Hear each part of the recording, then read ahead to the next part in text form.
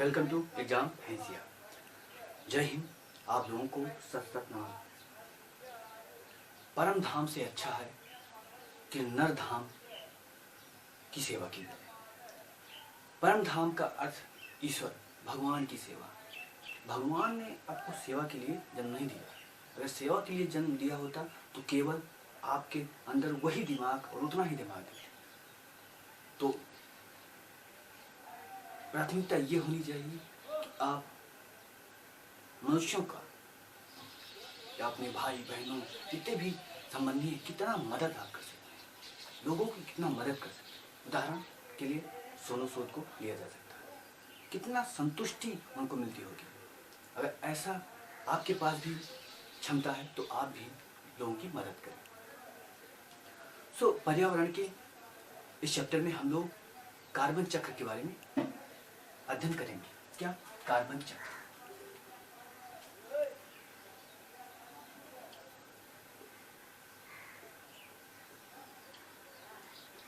Carbon चक्र। Carbon, पहले carbon को समझते हैं। कार्बन एक ऐसा तत्व है जो जीवन के लिए अपरिहार्य माना जाता है।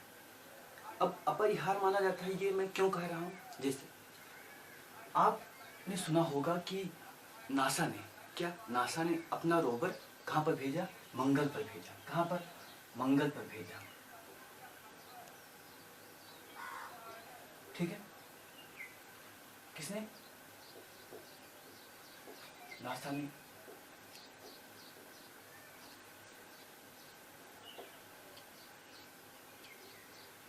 ठीक है, रोवर भेजा। अब रोवर का जो लक्ष्य था क्या पता लगाना? मीथेन है या नहीं। क्या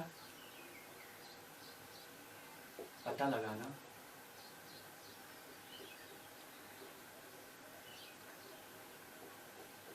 कि मीथेन है कि नहीं। मीथेन का पता इसलिए लगाना चाहती है नासा, अगर मीथेन है तो वहां जीव की संभावना हो सकती है, जीवन की संभावना हो सकती है। ठीक है, तो इसलिए मैंने कहा कार्बन क्या है? जीवन के लिए अपरिहार्य तत्व है। ठीक है, अब कार्बन की व्यापकता आप देखें। क्या? कार्बन की व्यापकता देखें। पृथ्वी पर जो भी चीजें हैं, जैविक चीजें हैं उनको आप जला के देखिए। क्या? जो भी जैविक चीजें हैं उनको आप जला के देखिए, लगभग सभी में आपको जो अवशेष बचेगा वो कार्बन ही होगा। क्या? कार्बन ही होगा। लकड़ी को जलाइए, राखी बची, कार्बन ही। मनुष्य को जलाओ, राखी बची, कार्बन ही है। उसमें मात्रा और तत्वों की मात्रा हो सकती है, लेकिन कार्बन जरूर मिलेगा। क्या? जरूर मिलेगा। तो व्यापकता हमने देखा कि कितनी व्यापकता है। किसी भी पदार्थ को आप जलाएंगे, जैविक पदार्थ को जलाएंगे तो आपको कार्बन ही मिलेगा। ठीक है, एक तो ये हो गया। दूसरा, आप कोल से लेकर तेल तक, क्या? कोल यानी कोयला तथा जीवाश्म तेल यानी पेट्रोल, डीजल। क्या? पेट्रोल, डीजल तो कार्बन से बने ही हैं। यानी कार्बन से ही जो ऊर्जा स्रोत, वर्तमान समय में जो ऊर्जा स्रोत है, ऊर्जा स्रोत का मतलब जो वाहन जितने चलते हैं, हेलीकॉप्टर चलते हैं, जितने भी वाहन चलते हैं, सबका ऊर्जा स्रोत इस समय कार्बन ही, क्या? कार्बन ही है। अब ये तो क्या हो गया? वर्तमान समय में जो हमारी व्यवस्था है, जिससे हमारी इंडस्ट्री चलती है, उस ऊर्जा की बात हो गई। अब शरीर का तत्व डीएनए, क्या? डीएनए, इसके निर्माण में भी कार्बन की भागीदारी है। क्या? इसके निर्माण में भी कार्बन की भागीदारी। तो कार्बन का महत्व कितना है ये आपने समझा होगा। क्या? ये आपने समझा। अब वातावरण में कार्बन, क्या? वातावरण में कार्बन। अगर वातावरण में हम कार्बन देखें तो कार्बन की मात्रा नाइट्रोजन, ऑक्सीजन की तुलना में कम है। क्या? अगर वातावरण में कार्बन को देखें तो ऑक्सीजन नाइट्रोजन की तुलना में कम है। और कार्बन स्वतंत्र रूप से वातावरण में पाया भी नहीं जाता। क्या? स्वतंत्र रूप से कार्बन वातावरण में पाया नहीं जाता। किस रूप में पाया जाता है? CO2। क्या? CO2 कार्बन डाइऑक्साइड के रूप में पाया जाता है। क्या कार्बन डाइऑक्साइड के रूप में वातावरण में क्या कार्बन पाया जाता है।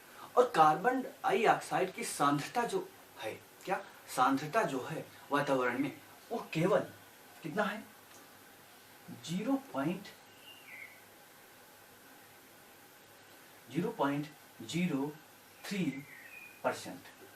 क्या 0.03%, यानी वातावरण में जितनी भी गैसें हैं उनको 100 मान ले, क्या उनको 100% मान ले, तो उसमें इतना परसेंट ही क्या है कार्बन है। इतने परसेंट होने के बाद इनकी व्यापकता देखिए जैविक पदार्थों में, क्या जैविक पदार्थों में, ठीक है। अब वातावरण में हमने देखा क्या इतना है। अब मैंने कहा जैविक पदार्थ में आपको कार्बन मिलना अपरिहार्य है, कार्बन नहीं होगा तो जीवन नहीं होगा, क्या कार्बन नहीं होगा तो जीवन नहीं होगा। अब इस कार्बन का प्रयोग सबसे पहले कौन करते हैं, पौधे करते हैं, क्योंकि पृथ्वी पर आप अगर देखेंगे तो सारी चीजें मिरकल ही मिरकल है। मैं कभी कहता था कि ऑक्सीजन पृथ्वी पर अगर मिरकल है तो जल में है, यानी चमत्कार है तो जल में है। फिर मैंने कहा कि चमत्कार है तो ऑक्सीजन में है। लेकिन जैसे जैसे आप अध्ययन करते हैं तो आपको पता चलता है पृथ्वी पर जो भी चीज है वो चमत्कार ही है, वो चमत्कार ही है। उसे आप केवल एक साधारण वे में ले रहे हैं, नहीं तो चमत्कार ही है। क्या कार्बन डाइऑक्साइड की मात्रा इतनी है।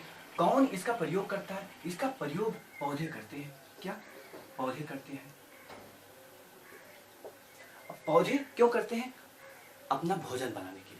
पौधे क्यों करते हैं, अपना भोजन बनाने के लिए। पौधे अपना भोजन किस प्रक्रिया के माध्यम से बनाते हैं, उसको बोलते हैं प्रकाश संश्लेषण।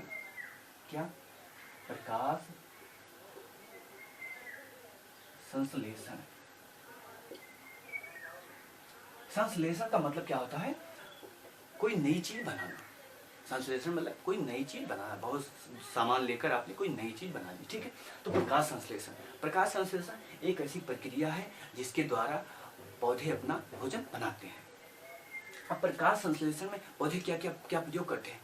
प्रकाश संश्लेषण में पौधे पहला तो CO2 ही प्रयोग करते हैं। क्या पहला CO2 लेते हैं और दूसरा ये क्या लेंगे, जल लेंगे। क्या दूसरा जल लेंगे, ठीक है। और किसकी उपस्थिति में, प्रकाश। प्रकाश इसीलिए बोला गया, प्रकाश की उपस्थिति में ये क्या बनाएंगे, ग्लूकोज और ऑक्सीजन। क्या ग्लूकोज प्लस ऑक्सीजन बनाएंगे, ठीक है। तो प्रकाश संश्लेषण क्या एक प्रकार की प्रक्रिया है, क्या प्रक्रिया है, या कह सकते हैं पौधों द्वारा एक कार्य है जिसके द्वारा वो क्या बनाते हैं, कार्बोहाइड्रेट बनाते हैं। क्या कार्बोहाइड्रेट बनाते हैं। जितने पौधे हैं सभी कार्बोहाइड्रेट बनाते हैं। क्या सभी कार्बोहाइड्रेट बनाते हैं। यानी और यही जो प्रकाश संश्लेषण है, जो प्रकाश संश्लेषण है, यही पूरे विश्व के जीव, पौधे के अलावा पूरे विश्व के जितने भी जीव हैं इसी पर निर्भर हैं। क्या इसी पर निर्भर है। प्रकाश संश्लेषण द्वारा जो भोजन बनता है वही भोजन अन्य जीवों के लिए उपलब्ध होता है, अन्य जीवों के लिए उपलब्ध होता है। और प्रकाश संश्लेषण में CO2 अपरिहार्य है, यानी कि कार्बन अपरिहार्य है, यानी कि जीवन कार्बन से ही शुरू होता है। क्या कार्बन से ही शुरू होता है, ठीक है। अब इतना मैंने आपको बताया कार्बन के बारे में। क्या कार्बन के बारे में। अब हम देखते हैं कार्बन चक्र। क्या कार्बन चक्र, ठीक है। कार्बन चक्र को अगर देखें तो हम दो भागों में डिवाइड कर सकते हैं। क्या कार्बन चक्र को दो भागों में डिवाइड कर सकते हैं। पहला को हम कह सकते हैं अल्पकालिक चक्र,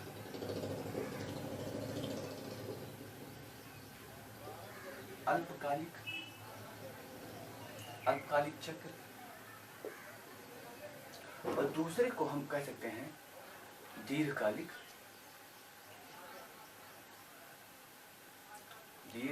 चक्र,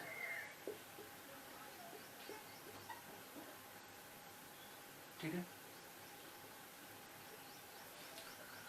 अब हम लोग पहले देखते हैं अल्पकालिक चक्र। क्या अल्पकालिक चक्र।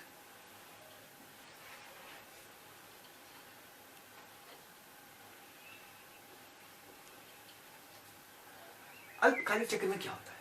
चक्र क्या होता है ये तो बताने की जरूरत नहीं है। आप ऐसे कोई लीजिए और यहाँ से शुरू होता है कोई चीज़, फिर यहाँ से और फिर यहीं पर पहुँचता है, तो ये क्या हो गया? ये चक्र है। ठीक है, अब हमें क्या देखना है? अल्पकालिक चक्र। अल्पकालिक चक्र यानी कि कार्बन यहाँ से चलता है और फिर घूमकर एक स्थिति पर आता है। तो कार्बन का सबसे पहले प्रयोग कौन करता है? मैंने बताया पेड़ पौधे। तो पेड़ पौधों को क्या कहते हैं? क्या पेड़ पौधों को क्या कहते हैं? पेड़ पौधों को कहते हैं प्राथमिक उत्पादक। क्या? प्राथमिक उत्पादक। ठीक है, प्राइमरी प्रोड्यूसर। ठीक है, अब इन्होंने क्या किया? कार्बन का प्रयोग किया, अपने शरीर में क्या बनाया? ग्लूकोज या कार्बोहाइड्रेट बनाया। क्या? अपने शरीर में ग्लूकोज या कार्बोहाइड्रेट बनाया। अब जो शरीर में इन्होंने बनाया उसको कोई खाएगा। क्या? उसको कोई खाएगा। तो कौन खाएगा इसको? इसको हम कह सकते हैं प्राथमिक उपभोक्ता। क्या? प्राथमिक उपभोक्ता।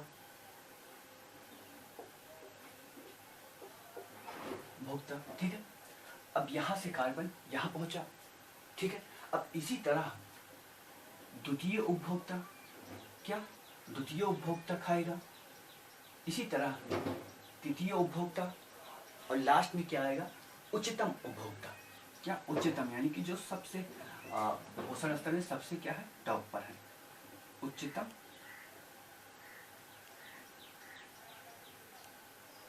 उपभोक्ता। ठीक है, अब यहां से कार्बन यहां तक पहुंचा। ठीक है, अब जितने भी आपने प्राथमिक से देखे यहां तक और इनको सभी को, अब ये उपभोक्ता जो हैं ये कभी डेड होंगे, कभी मरेंगे। सामान्य सी बात है, पेड़ पौधे भी मरेंगे और ये भी मरेंगे। ठीक है, अब ये मरे तो इनमें क्या था? कार्बन था। यहां से कार्बन यहां आया। अब जब ये क्या हुए? डेड हुए। क्या? डेड हुए तो इनको कह सकते हैं अवशिष्ट। क्या? अवशिष्ट, सड़े गले अवशिष्ट। अब यही अवशिष्ट से पुनः कार्बन कहां पहुंचता है? कहां पहुंचता है? वातावरण में। क्या? वातावरण से किसने लिया? यहां अगर हम वातावरण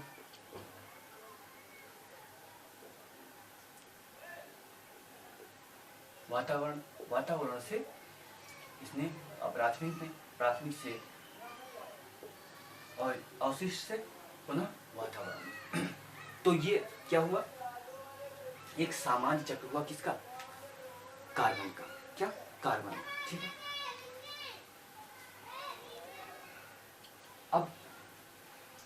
अब कार्बन का हमने क्या देखा? हमने क्या देखा? अल्पकालिक चक्र देखा है। क्या? अल्पकालिक चक्र। क्या? अल्पकालिक चक्र देखा है। दीर्घकालिक चक्र क्या होता है? दीर्घकालिक। क्या? दीर्घकालिक। अब दीर्घकालिक कार्बन चक्र में क्या होता है? आप देखेंगे कभी ऐसा स्थिति आती है कि जैसे ये यहाँ पर बहुत सारे पेड़ पौधे हैं। क्या? बहुत सारे पेड़ पौधे हैं। ठीक है, और कभी ऐसी स्थिति आई कि ये पेड़ पौधे जमीन के नीचे क्या हो गए? दब गए। क्या? जमीन के नीचे दब गए। ठीक है, अब जमीन के नीचे दब गए तो इनमें भी कार्बन था, कार्बनिक पदार्थ थे, तो ये जमीन के नीचे दब गए। अब दब गए तो ये बहुत समय बाद इनका क्या होगा? इनका जो कार्बन है वो कहाँ आएगा? वातावरण में आएगा, क्योंकि ये जमीन के नीचे दबकर सुरक्षित हो गए हैं। जैसे अब यहाँ पर देखिए जो जीवाश्म, क्या? जो जीवाश्म ईंधन है ये क्या है? कार्बन के ही भाग थे। आज अब इनको मनुष्य बाहर ला रहा है तो ये कार्बन चक्र में पुनः आ रहे हैं। ठीक है, तो दीर्घकालिक चक्र में इसको शामिल किया जाता है। अब अगला जो है उसमें हम देखते हैं क्या? श्वसन। सभी जीव श्वसन करते हैं। क्या? सभी जीव श्वसन करते हैं। कार्बनिक भोज्य पदार्थ कह सकते हैं कार्बनिक भोज्य पदार्थ, ठीक है। जितने भी जीव जंतु हैं उन्होंने क्या लिया, कार्बनिक भोज्य पदार्थ खाया पिया। अब ये भोज्य पदार्थ खाया, उसके फिर ऑक्सीजन क्या शोषण चल रहा है, श्वसन की क्रिया, यानी कि ऑक्सीजन आया। तो ऑक्सीजन क्या करेगा, इन कार्बनिक भोज्य पदार्थों को क्या करेगा, जलाएगा।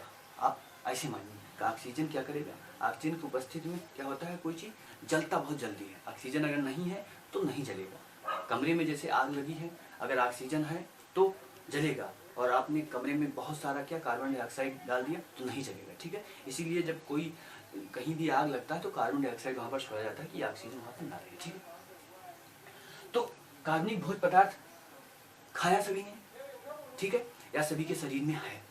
अब श्वसन किया, अब श्वसन करेंगे तो ऑक्सीजन क्या करेगा, इनको जलाएगा, कार्बनिक भोज्य पदार्थ को। इसको बोलते हैं ऑक्सीकरण। क्या, ऑक्सीकरण। जब वो जलाता है, अब जलाने का अर्थ ये नहीं कि वहां अंदर कुछ जल रहा है, आप केवल समझाने के लिए। तो ऑक्सीकरण हुआ कार्बनिक भोज्य पदार्थों। जब ऑक्सीकरण हुआ तो किसकी उत्पत्ति हुई, CO2 की उत्पत्ति हुई, अन्य पदार्थों की उत्पत्ति हुई, जिसको शरीर क्या करता है, प्रयोग में लाता है, प्रयोग में लाता है। और जो कह सकते हैं अवशिष्ट के रूप में किसका, CO2 की उत्पत्ति होती है शरीर में, जितने भी जीव जंतु हैं उनके शरीर में, ठीक है। पेड़ पौधे भी क्या ऑक्सीजन श्वसन करते हैं, क्या श्वसन करते हैं, पेड़ पौधे भी श्वसन करते हैं, और CO2 वो भी छोड़ते हैं, क्या CO2 वो भी छोड़ते हैं, ठीक है।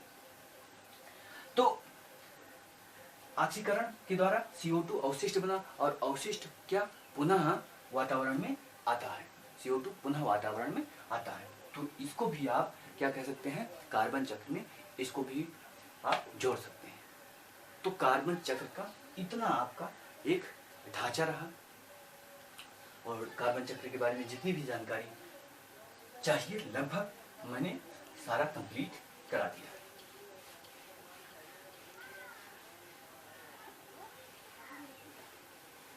अब अगर हम कार्बन चक्र के क्या कार्बन चक्र के चित्र को देख लें तो हमें ज्यादा समझ में आ जाएगा, क्या हमें ज्यादा समझ में आ जाएगा, ठीक है। ये है हमारे क्या सूर्यदेव, क्या ये हमारे सूर्यदेव है, ठीक है। और पृथ्वी पर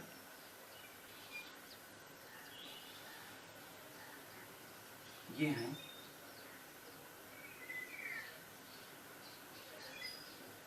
पेड़ पौधे, ये है पेड़ पौधे, क्या पृथ्वी पर ये क्या है, पेड़ पौधे हैं, ठीक है। अब इनसे प्रकाश की किरणें आती हैं, और ये क्या करते हैं, प्रकाश संश्लेषण करते हैं, क्या प्रकाश संश्लेषण, ठीक है। और क्या करते हैं, कार्बन का प्रयोग करते हैं, क्या कार्बन का प्रयोग करते हैं, ठीक है। कार्बन का प्रयोग इन्होंने किया, ये पहला पार्ट। दूसरा ये है मानव, क्या ये है मानव, और ये है क्या कह सकते हैं, अन्य जीव, क्या अन्य जीव कह सकते हैं इनको, ठीक है। अन्य जीव, मानव हो गए, अन्य जीव हो गए, और यहीं पर हम क्या कर सकते हैं, पौधे को भी रखते हैं। अब ये तीनों क्या करते हैं, ये तीनों श्वसन करते हैं, क्या श्वसन करते हैं, ठीक है। अब इन दोनों, ये और ये क्या होगा, इन दोनों का, इन दोनों का क्या होगा, कभी मृत्यु होगी, क्या कभी मृत्यु होगी, यानी कि मृत्यु,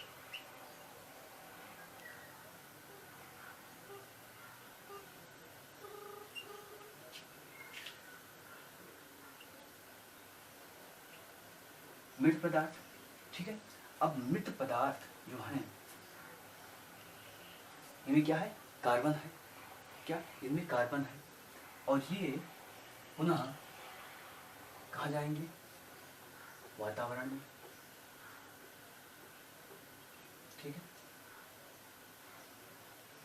और वातावरण से ही क्या CO2 कहाँ पर आया था?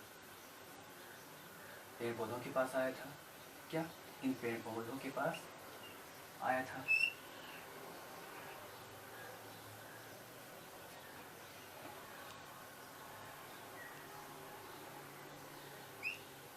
ठीक है, अब इसमें एक पार्ट और आप जोड़ सकते हैं। क्या एक पार्ट और आप जोड़ सकते हैं। यहाँ आप क्या बना दीजिए, इन उद्योग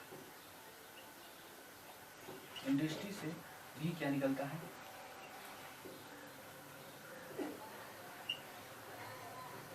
जो चिमनियाँ हैं इनसे भी कार्बन निकलता है। तो ये आपका क्या हो गया, कार्बन का चित्र। क्या, कार्बन चक्र का चित्र। ठीक है, आप आसानी। तो यहाँ शोषण से क्या होगा, CO2 निकलेगा, तो यहाँ CO2 जाएगा। तो ये आपका है कार्बन चक्र का चित्र।